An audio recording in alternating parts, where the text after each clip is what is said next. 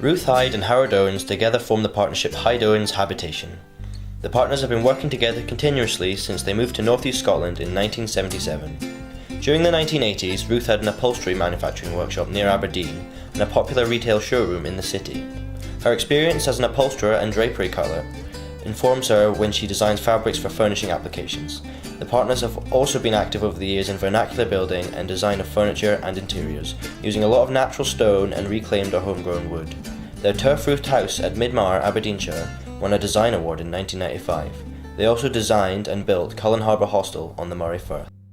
The duo have been self-employed for the majority of their adult lives, and currently own a Caithness slate quarrying and shaping business, a hostel and a holiday cottage in Cullen, Moray, and their latest venture is Ruth's Textile Design Company, in which she prints her own designs on Scottish-produced linen and cottons. In this short film piece, I will use Ruth and Howard's story to attempt to outline the hardships and benefits that come with being your own boss. It touches upon issues such as the workload that comes into it, running a business while simultaneously raising a family, and the enjoyment factor of doing what one loves and finds interesting.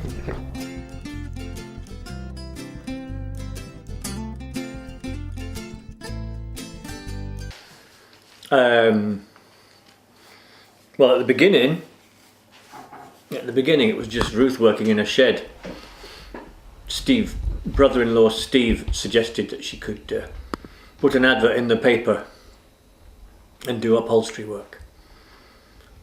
And that's what we did. And so my role initially, I was doing other things, but to drive the van around picking up sofas and taking them away again when she'd finished them. That was the start of it. Later on, she had apprentices and employees, and then we got a shop in Aberdeen. So by the time we had the shop in Aberdeen, that was my full-time job then. Selling fabrics and selling sofas and running the business affairs. 81, I think we had our first workshop in Alford, and then we moved into town a few years later, and we finished in about 1990, something like that. I didn't want to stop it actually, it was Howard's decision. We'd taken on another partner at that time, and I think it was just difficult arranging how we were going to go forward.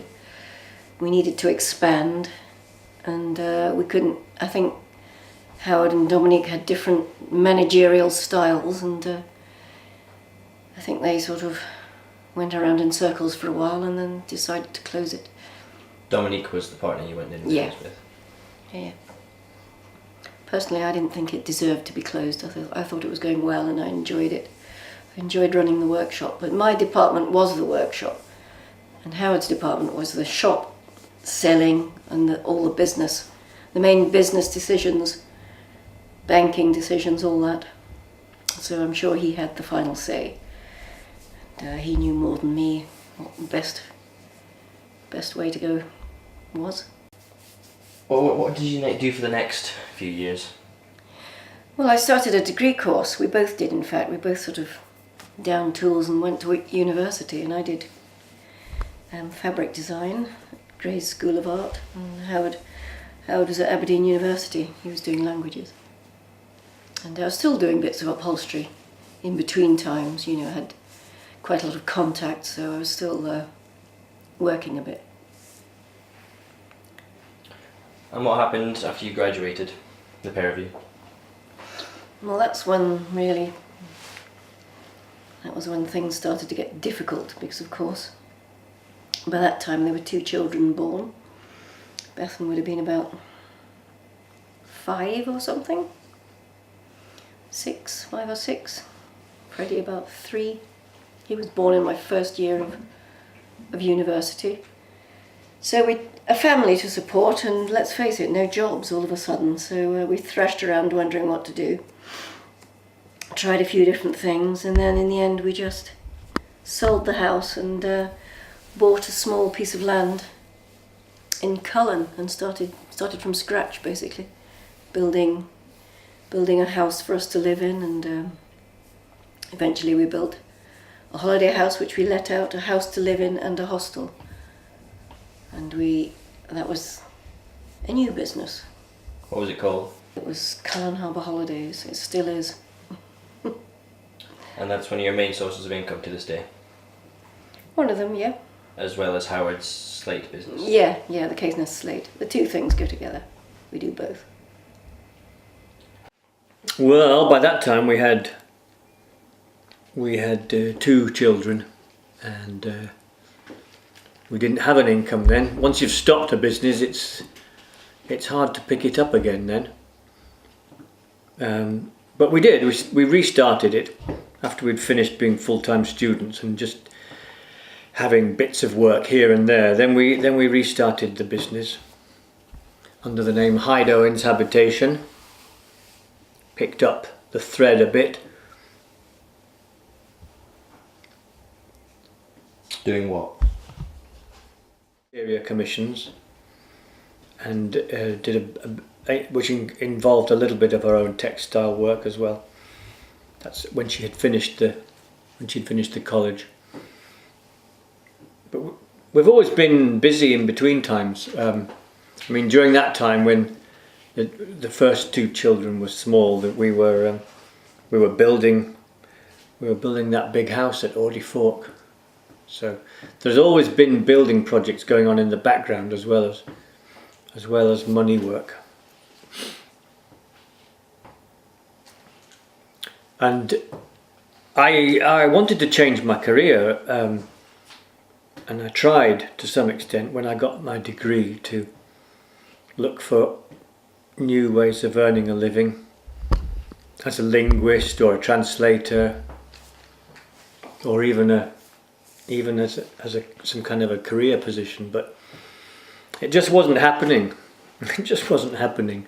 I was almost 40 by that stage, so ultimately I just decided to go back to what I knew, which was building work, and I started taking on some contracts, doing vernacular buildings, turf roofs. The building work always interested me. So we managed to get a few contracts, which I did myself with the help of other tradesmen, and did that for 2 or 3 years. And then we by which time we'd moved up to Cullen, and we started building. We didn't have any capital much. We just bought this little fisherman's store which had no prospects, but that's about all we could afford, and we just started building again with no particular aim in mind, but just following your nose and see what happens. And that's what happened. And what's your newest venture? Eventually, well, I'm trying to start in textiles now, which has been a long-term aim, but seem to have taken an age to get round to it. What with all the building going on for years and family growing up, 4 of a family growing up, so I hope to get started in that because it's something I'm interested in, and I think I have the time now to really get stuck in. Can I ask you, what was the attraction to owning your own business in the first place back in the 80s? I didn't really think about it. I mean, I just put an ad in the paper and it started from there. I think one of the attractions was I couldn't make it pay working for someone else, because I had a part-time job at one point doing up antiques, doing up the upholstery on antique furniture, and I was working 3 days a week for an antique dealer. I was travelling from the countryside into Aberdeen for the 3 days. It was hardly worth me doing. I just couldn't afford it. So I thought I might as well work at home if I won't have to travel, and if I get a few jobs it'll be, at least as good as the 3-day week thing. And right away it was much better. Right away it worked out that it was actually a lot better doing it that way. Made more sense. So you haven't always wanted to own your own business? No, it's not. It wasn't a basic aim. It was just how our lives panned out. I was a sewing machinist at one time, and I worked for various companies doing sewing. I'd no great beef against working for a boss. I think it was just a money thing. You know, I just couldn't seem to make enough money to live on.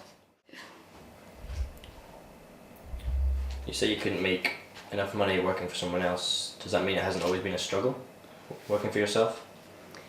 Well, working for yourself tends to be up and down, and there's quite a lot of... It's never sort of goes away, does it? You're always thinking about it. So there's pros and cons, I think. I mean, when I was a sewing machinist, I went home and forgot about it. But when you're running your own workshop, you're always planning the next day and working out what you need to do and ironing out problems. And it's more fun, though, I have to say, because it's real. It just feels more real. And it's satisfying when you overcome obstacles, all that. So yeah, I think I really enjoyed Ruth Hyde Upholstery. I enjoyed it a lot. It was great. It was great times. In fact, I missed it for years afterwards. Yeah, it is a regret. I can't deny it. But I mean, it's not my. It's not for me to say that we shouldn't have done it. It's just at the time I didn't want to close it and didn't think that it needed to close, but it wasn't just me in the business, there was 3 of us at that time. No, I don't do regrets. I don't believe in regrets. You know, and really, I don't. In the same way, I mean, your first question was, what did you want to do when you started? Well, that doesn't really apply. In the first place, one did what one did. You know, as far as I'm concerned, that's the way it panned out. And so the flip side of that is, do you have any regrets? No, I don't have any regrets, because you did your best at the time. And I suppose I've always been some kind of a believer in provenance, really. You know, you do what you do. No regrets. No regrets. I mean, Ruth says we shouldn't have closed the shop, and I said, well, if we hadn't closed the shop, or if we hadn't sold the house at Midmar, we would never have come up here, and I would never have met Gavin Much, who's been a great friend and associate, and I would have never have gone to Caithness and met James Shearer, and all these things which today are important to me would never have happened. So in the light of that, how can you think about regrets? Do you understand? It's almost like, you know, it's inconceivable, really. Life without James Shearer, that was a different life. That was somebody else's life that didn't happen.